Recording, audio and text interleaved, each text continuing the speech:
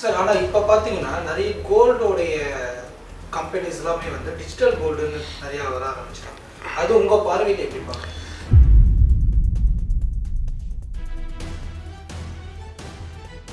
Stock market gold சம்மந்தம் இல்லைன்னு சொல்ல முடியாது. ஸ்டாக் மார்க்கெட் ஏறுச்சுன்னா கோல்டு குறையும், கோல்டு குறைஞ்சா ஸ்டாக் மார்க்கெட் ஏறும். இப்படி தான் கொண்டு போக முடியும் இல்லையா. இதுவும் வந்து எப்படி சீசாரை வச்சுக்கிற மாதிரி ஒன்று ஏறுச்சுன்னா ஒன்று இறங்கும், ஒன்று ரெண்டுமே அட் டைம் ஏறாது, ரெண்டுமே இறங்காது. கோல்டு வந்து பார்த்தீங்கன்னா இப்போ பெஸ்ட்டு லாங் டேர்ம் இன்வெஸ்ட்மெண்ட்னு நினைக்கிறீங்களா சார்? எப்போயுமே பெஸ்ட் லாங் டைம் இன்வெஸ்ட்மெண்ட் மட்டும்தான். அது ஒவ்வொரு டைமில் ஒவ்வொரு ஸ்டேஜ் இருக்கும். ஒரு டைமில் ரியல் எஸ்டேட் பூமில் இருக்கும், சில டைம் கோல்டு பூமில் இருக்கும், சில டைம் சில்வர் பூமில் இருக்கும். ஒவ்வொரு வாட்டி ஒன்று டிஃப்ரெண்ட் ஆஃப் டைப்ஸில் பூம்ஸில் இருக்கும். இந்த டைம் வந்து கோல்டு பூமாக இருக்குது. ஆனால் இந்த பூம் ரெகுலராக எப்போயுமே ஆகுமான்னு கேட்டால் ஆகாது. வாழ்க்கையில் கோல்டு விலை என்றைக்கு அதிகமாகுதோ அன்றைக்கி நாடு பொருளாதாரத்திலையும் நிம்மதியும் இழந்து கொண்டு இருக்கிறதுங்கிறது தான் உண்மையான தருணம். கோல்டு ரேட்டை கட்டுப்பாட்டு வச்சுக்கிற ஒவ்வொரு நாடு தான் நல்ல நாடு, நல்ல அரசுங்கிறது உலகத்துக்கே உணர்த்தக்கூடிய காலகட்டம் தான் இது. சார் இப்போ நம்ம வந்து பார்த்திங்கன்னா இன்றைக்கி கோல்டு ரேட் ரொம்ப இன்க்ரீஸ் ஆகியிருக்கு. அதை பற்றி தான் நம்ம வந்து பேச போகிறோம் சார். அதை பற்றின ஒரு சில கேள்விகள் இருக்குது, அதை தான் உங்ககிட்ட கேட்டு தெரிஞ்சுக்க போகிறோம். கண்டிப்பாக சார், இப்போ கோல்டு ரேட் வந்து இவ்வளோ இன்க்ரீஸ் ஆகியிருக்கு இல்லைங்களா, இதை பற்றி நீங்கள் என்ன நினைக்கிறீங்க? கோல்டு ரேட் இன்க்ரீஸ் ஆகிருக்குங்கிறது எல்லாருக்குமான பொதுவான ஒரு விஷயந்தான். இதை பற்றி நினைக்கிறதுக்கு ஒன்றும் இல்லை. ஏதாவது உலக பொருளாதார மந்தமயத்தினால அமெரிக்காவுடைய பொருளாதாரத்துடைய சூழ்நிலைனால கொஞ்ச நாளுக்கு முன்னாடி ஏறிட்டு இருந்தது. இப்போ சப்போஸ் கொஞ்சம் குறைய ஆரம்பிச்சோம். திடீர்னு இப்போ இந்த ஏற்றம் வர்றதுக்கான காரணம் என்னென்னா, ஈரான் அமெரிக்காவில் போர் நடக்கிற சூழ்நிலையினால இந்தியா வந்து அனைத்து இந்தியர்களையும் ஈரான்லேருந்து வெளியே போங்கன்னு சொல்லிட்டு ஒரு எச்சரிக்கை நேற்று கொடுத்தனாலையும் இந்த டாலர் இருக்க மரியாதை குறைஞ்சதுனால இப்போ ஏறிக்கிட்டு இருக்குது. ஆனால் இது வந்து கொஞ்சம் குறைஞ்சிருங்கிறது தான் எங்களுடைய எதிர்பார்ப்பு. சரி சார், இப்போ உள்ளது வந்து பார்த்திங்கன்னா வருங்காலத்தில் கோல்டு ரேட் வந்து இன்க்ரீஸ் ஆகுமா இல்லை டிக்ரீஸ் ஆகுமா? அதாவது வருங்காலத்தில் இப்போ இருக்கிற ரேட்டு திருப்பி உங்களுக்கு வரத்துக்கு ஒரு 2-3 வருஷம் ஆகும். ஆனால் இப்போ இருக்கிற ரேட்டு நிலைமை கொஞ்சம் 11,000-12,000 ரேட் கீழே வந்துட்டு இருக்க அப்புறம் தான் உங்களுக்கு வந்து விலை ஏற ஆரம்பிக்கும் ஒழிய இதே ரேட்லேருந்து அப்படியே போகாது, குறைஞ்சிட்டு ஏறும். இப்போ கோல்டில் இன்வெஸ்ட் பண்ணுறது வந்து நல்லதா சார் பிற்காலத்துக்கு? கோல்டு எப்போ இன்வெஸ்ட் பண்ணுறது நல்லது தான். இப்போ வந்து பார்த்திங்கன்னா ஸ்டாக் மார்க்கெட்டை வச்சு தான் கோல்டு வந்து இன்க்ரீஸ் ஆகுதா இல்லை டிக்ரீஸ் ஆகுதா அப்படிங்கிறது வந்து விஷயம் தான். இப்போ வந்து பார்த்திங்கன்னா கோல்டு இவ்வளோ இன்க்ரீஸ் ஆகியிருக்கு, அப்போ ஸ்டாக் மார்க்கெட்டில் என்ன சார் நடந்திருக்கு? அதாவது ஸ்டாக் மார்க்கெட்னால கோல்டு இன்க்ரீஸ் ஆகுதா இல்லையான்றது இல்லை. ஸ்டாக் மார்க்கெட்ன்றது ஒரு கோல்டுங்கிறது ஒரு தராசு மாதிரி. இந்த பக்கம் ஸ்டாக் மார்க்கெட் ஏறிச்சுன்னா கோல்டு இன்க்ரீஸ் இதுவாகும், இந்த பக்கம் கோல்டு ஏறிச்சுன்னா ஸ்டாக் மார்க்கெட் குறையும். இப்படி தான் பேலன்ஸாக இருக்குமே ஒழிய ஸ்டாக் மார்க்கெட்லனாலையும் கோல்டுனாலையும் இல்லை. இருக்கிற ஒரு கோல்டு ஒரு பணம் ஒன்று ஸ்டாக் மார்க்கெட்டில் இன்வெஸ்ட் பண்ணுவாங்க, இல்லைன்னா கோல்டு இன்வெஸ்ட் பண்ணுவாங்க. இப்போ ஸ்டாக் மார்க்கெட்டில் நிலைமை சரியில்லைன்னா கோல்டு இன்வெஸ்ட் பண்ணுவாங்க. கோல்டில் இருக்கிற ஸ்டாக் மார்க்கெட்டில் நிலைமை சரியாச்சுன்னா கோல்டில் இருக்க பணத்துக்கு இதை இன்வெஸ்ட் பண்ணுவாங்க. ஸோ ஸ்டாக் மார்க்கெட்டுக்கும் இதுக்கும் வந்து இந்த தராசில் வைக்கிற படிக்கல்லுக்கும் பொருளுக்கும் ஒரு வித்தியாசம் தானே ஒழிய இது ஏறுச்சுன்னா இது இறங்கும், இது இறங்குச்சுன்னா இது ஏறும். சார், இப்போ ஸ்டாக் மார்க்கெட்லேயே கோல்டு இன்வெஸ்ட் பண்ணுறது இருக்குல்ல சார், அது எப்படி பார்க்குறீங்க? இந்த ஸ்டாக் மார்க்கெட்டில் கோல்டு இன்வெஸ்ட் பண்ணுறது நம்ம வந்து கமாடிட்டி தான் கிட்டத்தட்ட. அந்த கமாடிட்டி பிஸ்னஸ் எப்படின்னா, இப்போ நீ ஃபிசிக்கல் கோல்டுக்கு ஆன்லைன் கோல்டுக்குள்ள வித்தியாசம் தான் வந்து அந்த டிஃப்ரென்ஸே ஒழிய கையில் ஃபிசிக்கலாக கோல்டு பார்க்க முடியாது. நீங்கள் ஸ்டாக் மார்க்கெட்டில் கோல்டு இன்வெஸ்ட் பண்ணுறது கையில் பொருளாக பார்க்க முடியாது. நீங்கள் பணம் கட்டிட்டுன்னு வச்சுருக்கலாம், அது விற்கும் போது விற்கலாம், ஏறும் போது விற்கலாம். ஆனால் அதனால் கழிவுகள் அது மாதிரி இருக்காது. ஆனால் எந்தளவுக்கு நம்பகத்தன்மைங்கிறது நம்மளுடைய நாட்டை பொறுத்த வரைக்கும் பொருளை தொட்டு பார்க்கணும், கையில் அனுபவித்து பார்க்கணும், கையில் வாங்கி பார்க்கணும். அப்போ தான் நமக்கு ஒரு திருப்தி மனநிலை எல்லாமே. ஸோ நம்ம ஊரில் தங்கத்தை கையில் வாங்கிக்கிறது தான் மரியாதை, அதை வச்சுக்கிறது தான் பெருமை. ஸோ அதனால் ஸ்டாக் மார்க்கெட்டை விட கோல்டில் இன்வெஸ்ட் பண்ணி கையிலேயே வச்சுக்கிறது நமக்கு ரொம்ப சால சிறந்தது. சார், ஆனால் இப்போ பார்த்தீங்கன்னா நிறைய கோல்டோடைய கம்பெனிஸ் எல்லாமே வந்து டிஜிட்டல் கோல்டுன்னு நிறையா வர ஆரம்பிச்சிட்டாங்க. அது உங்கள் பார்வையில் எப்படி பார்க்குறீங்க? சார், டிஜிட்டல் கோல்டுங்கிறது ஒரு வரவேற்கப்பட வேண்டிய விஷயம். மேபி இப்போ நம்ம போய் ஒரு 100 ரூபா போய் கட்டி, ஒரு 500 1000 கட்டி நம்ம போய் கடையில் போய் நின்று படியேறி போய் கட்டுறதுக்கும், இப்போ கையில் காசை உடனே நம்ம ஜிபே மூலிமா இது மூலிமா டிஜிட்டலில் வாங்கிக்கிறதுனால நம்ம அந்த கோல்டு சேவிங்ஸ் ஆகுது. அந்த மாதிரி சேர்க்குற இது வந்து ஒரு நல்ல நம்பகமான ஒரு கடையில் சேருங்க. ஓன் இன்வெஸ்ட்மெண்ட் பர்பஸ் நடத்துகிற கடை, அதாவது தன்னுடைய சுய முதலீடு போட்டு நடத்துகிற நகைக்கடைகளில் நடத்துகிற இந்த டிஜி கோல்டு மாதிரி ஆப்பில் ஜாயின் பண்ணிக்கோங்க. இந்த பப்ளிக் ஃபண்டு, ப்ரைவேட் ஃபண்டு இது மாதிரி வச்சுருக்க கடையில் செய்கிறத விட தான் ஓன் இன்வெஸ்ட்மெண்ட் ஜுவல்லரி ஷாப்பில் இதில் நீங்கள் இன்வெஸ்ட் பண்ணிங்கன்னா நல்லது. காமன் பீப்புள்னு சொல்லுவாங்க சார், சாமானிய மக்கள் வந்து இப்போ கோல்டு இவ்வளோ ரேட் ஏறி இருக்குது, அவங்க இப்போ எப்படி சார் கோல்டு பர்ச்சேஸ் பண்ணலாம்? அதுக்கான ஏதாவது பிளான்ஸ் ஸ்கீம்ஸ் ஏதாவது இருக்கா? அதாவது கோல்டு இன்க்ரீஸ் ஆயிடுச்சு. இப்போ கடையில் இருக்க கோல்டு எந்த அளவுக்கு இன்க்ரீஸ் ஆச்சு, அப்போ அவங்க கையில் இருக்க கோல்டு இன்க்ரீஸ் ஆகிருக்கு. இதுதான் நம்ம உண்மை. ஃபேக்ட்ரி இப்போ கையில் நீங்கள் ஒரு 10 பவுனோ ஒரு 10 பவுன் செயின் போட்டிங்கன்னா இன்றைக்கி அது 10 லட்சம் வேல்யூ ஆனதுக்கு காரணம் தான். அதுமாதிரி இப்போ புதுசாக வாங்கினது வேல்யூ தான். இது மார்க்கெட்டுடைய காலத்தின் கட்டாயமையுடைய இது. ஒரு காலத்தில் 20 ரூபாய்க்கு விற்று தங்கம் திடீர்னு 50 ரூபாய்க்கு எல்லாம் இது தான் பேசினாங்க. இன்னும் கொஞ்சம் இது 4 நாள் பழகி போயிடும்.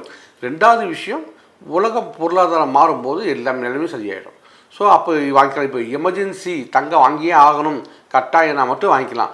கொஞ்சம் இன்வெஸ்ட்மெண்ட் பர்பஸ்க்காக வாங்கணுன்னாலும் கொஞ்சம் வெயிட் பண்ணலாம். சரிங்க சார். இப்போ கோல்டு வந்து பார்த்தீங்கன்னா பிஸ்கெட்டாக வாங்குறது பெட்டரா இல்லை ஜுவல்லரியாக வாங்கி சேவிங்ஸ் பண்ணுறது பெட்டரா சார்? அதாவது பிஸ்கெட்டாக வாங்குறதுன்னா 999. நீங்கள் 999 மார்க்கெட் ரேட்டு உங்களால் கணிக்க முடியாது. ஏன்னா இப்போ இறங்க தான் இருக்கும்.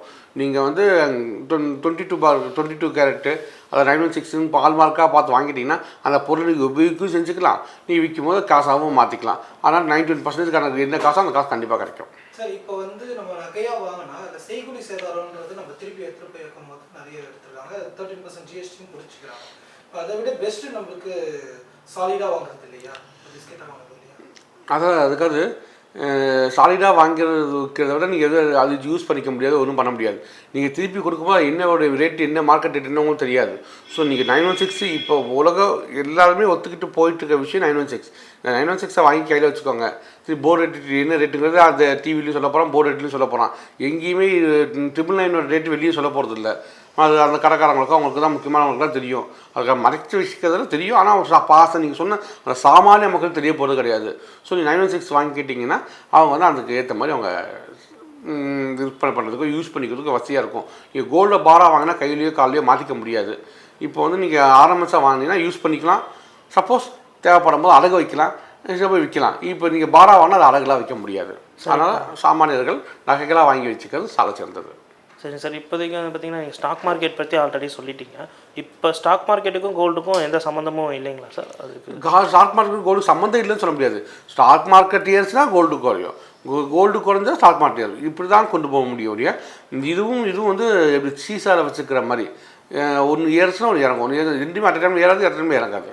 சார் இப்போ நம்ம கோல்டை எப்படி சார் வாங்கி ஈஸியாக சேமித்து வைக்கிறது? அதை வந்து பார்த்தீங்கன்னா நீங்கள் எந்த முறையில் ஈஸியாக வாங்கலாம்? நீங்கள் சேவிங்ஸ் ஸ்கீமில் வாங்கி வைங்க, டிஜி கோல்டு மாதிரி ஆப்பில் வாங்கி வைங்க. இது மாதிரி வாங்கி கொஞ்சம் கொஞ்சமாக வாங்கி பொருளை சேர்க்க ஆரம்பிங்க. இப்படி தான் சேர்க்க முடியும் மொழிய. அதுக்கான பிளான்ஸ் அண்ட் டெக்னிக்ஸ் இதுதான் இப்போதைக்கு சூழ்நிலைக்கு இது மட்டும்தான். சார் இப்போ வந்து பார்த்தீங்கன்னா சில்வரை வந்து இன்வெஸ்ட் பண்ணலாமா சார்? சில்வரில் வாங்கி வைக்கலாம், சில்வர் இன்வெஸ்ட் பண்ணி வைக்கலாம். நீங்கள் எதிர்பார்க்குற ரொம்ப ஹியூஜ் அமௌண்ட்டான ப்ராஃபிட் கிடைக்கும்னா சில்வர் பெஸ்ட் இல்லை. மேபி சில்வர் நியாயமாக போயிட்டுருக்கோம், அதை பாரா வாங்கிக்கலாம். சில்வரை பாரா வாங்கிக்கலாம் ஆர்னமெண்ட்ஸாக வாங்குறத விட. நீங்கள் கொஞ்சம் அது கிலோ கணக்கில் வாங்க வேண்டியது இருக்கும். நீங்கள் உங்களுக்கு தேவையானதை கோல்டாக வாங்கிக்கோங்க, சில்வர் தேவைக்கு வாங்கிக்கோங்க. சில்வர் வந்து இப்போ வாங்கி வச்சாலும் பிற்காலத்தில் பயன்படுங்க. எப்போயுமே பிற்காலத்தில் எப்போயுமே வெளியில் எந்த உலகத்தில் போகிற பொருளும் வேஸ்ட் ஆகாது, பயன்படும். இப்போ நீங்கள் இன்வெஸ்ட்மெண்ட் ஷார்ட் டைம் இன்வெஸ்ட்மெண்ட்டாக லாங் டைம் இன்வெஸ்ட்மெண்ட்டாகிறது நீங்கள் தான் முடிவு பண்ணிக்கணும். ஷார்ட் டைம் இன்வெஸ்ட்மெண்ட்டாக இருந்துச்சுன்னா நீங்கள் வந்து கோல்டை வாங்கிக்கோங்க, லாங் டைம் இன்வெஸ்ட்மெண்ட்டாக சில்வர் வாங்கிக்கோங்க. இப்போ கோல்டு வந்து வாங்கி பர்ச்சேஸ் பண்ணி வைக்கிறாங்க. இப்போ அது வந்து அவங்க கொடுக்குறப்போ கரெக்டான அந்த ரேட்டு இல்லாமல் போகிறதுக்கு அது என்ன பற்றி சார்? அதாவது வேஸ்டேஜ் எங்கேன்னு கேட்குறீங்க? ஆமாம் சார். கரெக்டாக. ஆமாம் சார். மேபி வேஸ்டேஜ் ஆகிடுச்சு. ஆமாம் சார், வேஸ்டேஜ் ஆகிடுச்சு. இப்போ என்ன பண்ணுறது? ஆக்சுவலாக அந்த வேஸ்டேஜுங்கிறது கோல்டை பொறுத்த வரைக்கும் ஆகாதுங்க. இது நிறைய பேருக்கு தெரிஞ்சிக்க வேண்டிய ஒரு விஷயம்னா, கோல்டில் வேஸ்டேஜ் ஆகாது. இப்போ இந்த கோல்டில் எப்படி நீங்கள் அந்த வேஸ்டேஜ் என்ன கனெக்ட் பண்ணுறாங்கன்னு பார்த்தீங்கன்னா, இப்போ ஒரு நகை செய்கிறீங்க, இந்த நகை செய்கிறதுக்கு 5லேருந்து 6 நாள் ஆகும். அந்த ஆகும்போது அந்த ஆசாரிக்கான கூலி ஒரு நாளைக்கு 1000 ரூபானாலும் 5000 6000 ரூபா ஆகும். ப்ளஸ் அவங்க கொடுக்கக்கூடிய சேர்மானங்கள் அதுக்கான காசு, அப்புறம் அந்த இதில் பப்பிங் பாலிஷ் போயிட்டு அதுக்கப்புறம் பாலிஷ் போயிட்டு அதுக்கப்புறம் நகைக்கடைக்கு வந்து ஒரு ஹோல்சேல் டீலர்கிட்ட வரும், அங்கேருந்து போட்டு ஒரு ரீட்டைல் டீலர் போகும், அங்கேருந்து போய் ஒரு கடைக்காரர்கிட்ட வரும், அந்த கடைக்காரர் ஒரு டேக் போட்டு வைப்பார். அந்த கடைக்காரங்க ஒரு 10 பேரை வேலைக்கு வச்சு சம்பளம் போட்டு கடையில் ஏசி போட்டு உங்களுக்கு கூல்ட்ரிங்க்ஸ் போட்டு கையில் பர்ஸு பேக்கெல்லாம் கையில் கொடுத்து அனுப்புறதுக்கான காசு தான் இந்த 10% 12% செலவு. தங்க காசை நீங்கள் வாங்கிக்கிறீங்க. இப்போ இத்தனை பேர் இந்த 10%, 6%, 7% விற்கிறாங்க இல்லையா, இதில் தான் அவங்களுடைய வாழ்வாதாரமே இருக்குது. இதை வந்து வேஸ்டேஜுங்கிற பேர் சொல்லி வாங்க ஆரம்பிச்சிருக்காங்களே ஒழிய, இது நீங்கள் இப்போ ஆசாரிக்கு ஒரு காசு, பப்பிங் காசு, மெட்டல் காசு, இது காசு, கூல்ட்ரிங்க்ஸ் காசு, இதெல்லாம் தனியாக கொடுக்க மாட்டீங்கல்ல. அப்போ இதுதான் அவங்களோட லாபமே, இதுதான் அவங்களோட செலவு, இது எல்லாமே இதுக்குள்ளே தான் சேரும். ஸோ வேஸ்டேஜுங்கிற ஒரு பொருளுங்கிறது என்றைக்குமே ஆக போகிறது இல்லை. ஆனால் நிறைய பேர் வந்து வேஸ்டேஜ் எங்கே, நிறைய பேர் நிறைய யூடியூப்லாம் பார்ப்பேன், இந்த வேஸ்டேஜ் எங்கே போச்சுன்னே தெரில.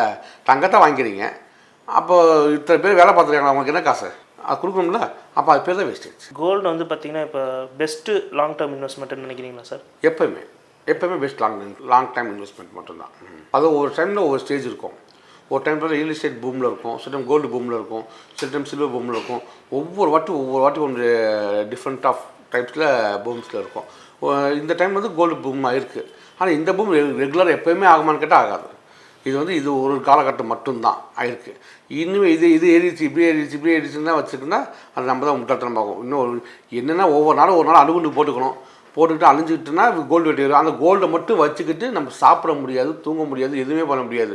வாழ்க்கையில் கோல்டு விலை என்றைக்கு அதிகமாகுதோ அன்றைக்கி நாடு பொருளாதாரத்துலையும் நிம்மதியும் இழந்து கொண்டு இருக்கிறதுங்கிறது தான் உண்மையான தருணம்.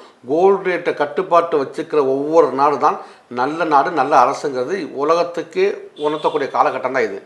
கோல்டு விலை ஏறுச்சுன்னா நாடு அழிவு பாதையை நோக்கி போயிட்டுருக்குன்னு அர்த்தம். கோல்டு விலை குறைஞ்சதுன்னா அரிசி விலை குறையும், அரிசி விலை நடக்கும், டெக்ஸ்டைல்ஸ் நடக்கும், எல்லாமே நடக்கும். ஏன்னா இதில் இருக்க இன்வெஸ்ட்மெண்ட் மட்டும் தான் அதில் போட்டுட்ருக்காங்களே ஒழிய மற்ற கோல்டுக்குன்னு தனியாக யாரும் இன்வெஸ்ட் பண்ணுறது கிடையாது. இந்த இன்வெஸ்ட்மெண்ட் எல்லாத்துக்கும் இன்வெஸ்ட் வந்து கோல்டு சேஃபாக வச்சுக்கிட்டாங்கன்னா மற்ற எல்லாமே அழிஞ்சு போயிட்டுருக்குன்னு அர்த்தம்.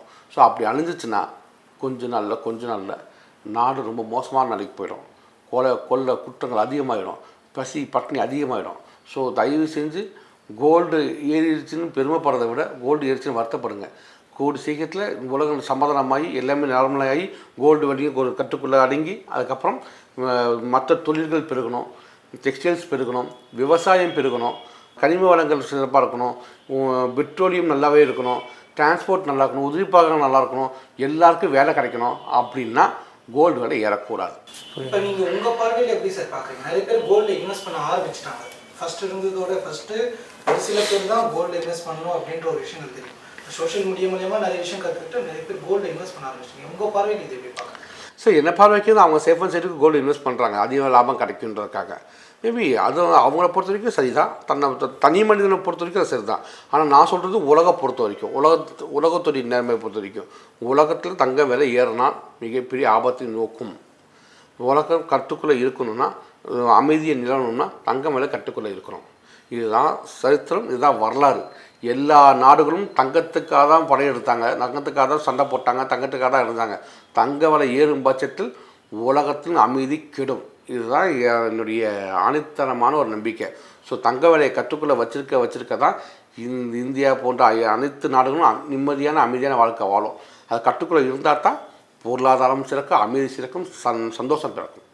சார் இப்போ கோல்டோட கம்பேர் பண்ணால் இந்த கோல்டோட இப்போ பிஸ்கெட்டு அதெல்லாம் சொல்லுவோம், அதுதான் பியூர் கோல்டுன்றாங்களே, அது என்ன சார்? ஏதோ ஸ்லைட் கோல்டுங்கிறது 999, 99.9, 99.5 அப்படின்னு இருக்குது. அதாவது கோல்டை பொறுத்த வரைக்கும் எடுத்திங்கன்னா நம்ம இந்தியாவில் வந்து கோல்டு வந்து அவ்வளோவா கிடைக்கிறதில்ல.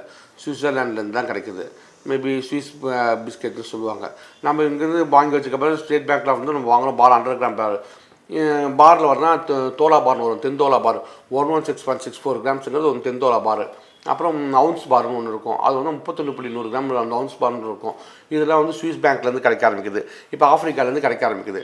ஸோ இந்த ஒவ்வொரு பார்ஸும் வந்து அதான் வந்து 999.9 இருக்குது. நம்ம இந்தியாவில் நம்ம சட்டப்பூர்வமாக ஸ்டேட் பேங்க் ஆஃப் இந்தியா கொடுக்க வந்து 99.5. இதுதான் டிஃப்ரென்ஸே ஒழிய மற்றபடி கோல்டோட தரம் அதான். அதுக்கேற்ற மாதிரி அதுலேருந்து செம்பு காப்பர் கலந்து 916 கொடுக்குறது தான் வந்து ஹால்மார்க் 916.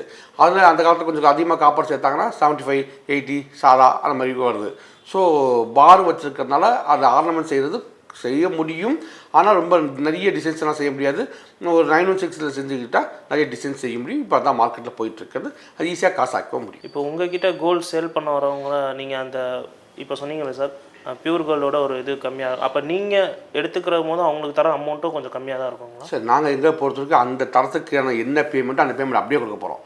நீங்கள் அவங்ககிட்ட வரப்போகிறாங்க, அந்த வரப்போகிற கோல்ட்டை நாங்கள் செக் பண்ணுவோம். செக் பண்ணி பார்த்துட்டு அது என்ன மார்க்கெட் வேல்யூ இருக்கோ, மார்க்கெட் வேல்யூ போர்டு வேல்யூவில் மார்க்கெட் ரேட்டுக்கு இருக்கோ அந்த ரேட்டுக்கு நாங்கள் அதே சமயத்தில் பணமாக கொடுத்துருவோம். இப்போ ரொம்ப பழைய நகையாக எடுத்துகிட்டு வந்தாங்கனாலும் அதுக்கு என்ன வேல்யூ இருக்கோ, அந்த பழைய நகையாக இருக்கோ அது என்ன இருக்கோ அந்த வினப்பிட்டு இருக்கோ கல்லி என்ன மாதிரி டஸ்ட்டை தவிர்த்து மற்ற அதுக்கான தங்கத்துக்கு அப்படியே பணம் கொடுத்துருவோம். ஜிஎன்ஆர் கோல்டு ட்ரேடர்ஸில் என்ன ஸ்கீம்? ஜிஎன்ஆர் கோல்டு ட்ரேடர்ஸ் அதாவது இப்போ நீங்கள் அடகு வச்ச நகையை நாங்களே வந்து பணத்தை கட்டி மீட்டு அதுக்கான பேலன்ஸ் காசை கையில் கொடுத்துருவோம். நாங்கள் இது வந்து நாங்கள் வந்து மக்களுக்குன்னு செய்கிற ஒரு வேலை, எங்களுக்கான வேலை, மக்களுக்கான வேலை. இது வந்து சர்வீஸ் ஓரியன்டல் பிஸ்னஸ்ன்னு சொல்கிறோம். இந்த சர்வீஸ் ஓரியன்டல் பிஸ்னஸில் தியாகத்தோட நேர்மை கலந்த ஒரு வியாபாரத்தை சிறப்பாக செஞ்சுட்டு இருக்கிறது தான் ஜிஎன்ஆர் கோல்டு ட்ரேடர்ஸ்.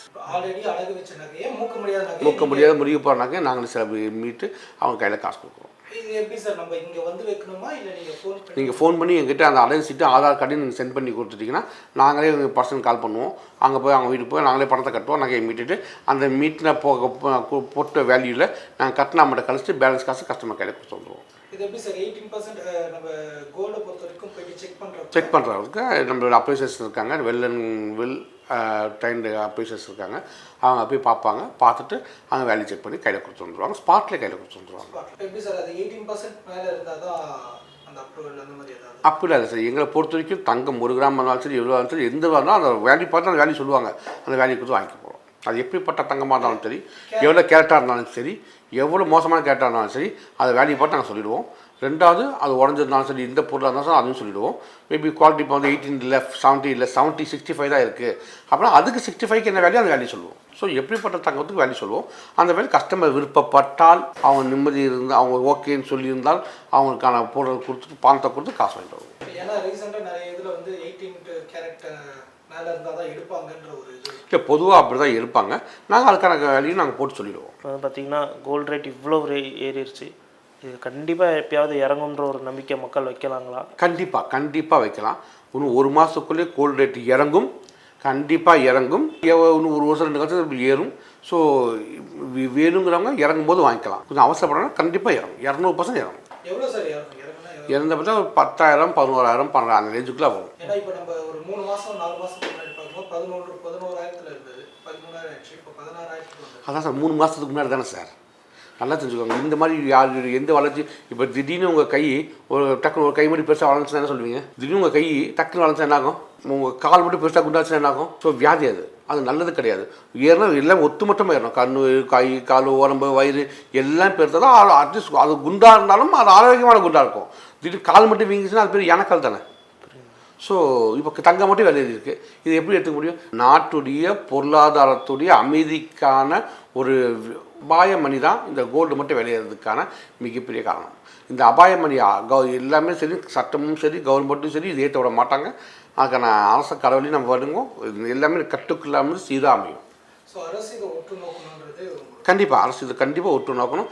அரசியல் பொருளாதாரம் முழுக்க நம்ம இந்திய அரசு சொல்ல முடியாது, நம்ம ஸ்டேட் அரசு சொல்ல முடியாது. இது வந்து உலகமே எல்லாமே பேசணும். எல்லாமே உட்காந்து ஒரு மாநாடு மாதிரி போட்டு அமைதியாக உட்காந்து அமைதி பேச்சுவார்த்தையை நடத்தினால் மட்டும்தான் இது எல்லாம் சரியாகும். இங்கே வந்து இவங்க பெருசாக அவங்க பெருசாகனா அதோடைய வெளிப்பாடு தங்கத்தை தான் எதிர்கொள்ளிக்கும். உலக அரசியலில் பார்த்தீங்கன்னா ட்ரம்ப் இப்போ ஜிஎஸ்டியில் கொஞ்சம் இது பண்ணுறேன் அப்படின்னு சொல்லியிருக்காரு. ட்ரம்ப் ஜிஎஸ்டி இல்லை சார், அது வந்து வரி, அவர் போட்டிருக்க வரி, அவங்க போட்ட வரியை போட்டு சொல்லியிருக்காரு. அந்த வரி வந்து ரொம்பவும் அநியாயமான ஒரு அபத்தமான ஒரு வரி. இதெல்லாம் வந்து யாராலையும் ஏற்றுக்க முடியாது. அது வாய்க்கு வந்த ஒரு வரிகளை சொல்கிறதெல்லாம் வந்து இதனால அமெரிக்கா மேலே இருக்க மரியாதையும் போயிடுச்சு, அமெரிக்க டாலர் மேலே இருக்க மரியாதையும் போயிடுச்சு. அதனால தான் கோல்டு ரேட்டுடைய எல்லாமே இன்வெஸ்ட் பண்ணுறதுக்கு மாறினது காரணம். ஒரு அமெரிக்க ஜனாதிபதி தன்னுடைய நிலைப்பாட்டில் எவ்வளோ தெளிவாக இருக்கணும்னா எல்லாரும் வேணும் அனுசரித்து கொண்டு போய் தலைவர் அவர் வந்து ஒருதலை பட்சமாக அமெரிக்கா வெள்ளர்கள் அப்படின்ற ஒருதலை பட்சமாக மட்டுமே செயல்படுறதுனால ஏற்படுற ஒரு விளைவுகள் தான் இவ்வளவு. பெரிய இடத்துல இருக்காங்க பெருந்தன்மையாக இருக்கணும் அப்படிங்கிறது எங்கள் மக்கள். இதை போய் நாம் போய் அமெரிக்காவில் போய் ஜனாதிபதியில் போய் சொல்ல முடியாது. இப்போ இதை நம்ம சொல்கிறது யாரும் கேட்க போதும் கிடையாது. ஸோ அது நமக்கு தேவையும் கிடையாது. இவங்கெல்லாம் கொஞ்சம் தான் கையில் கட்டணும்.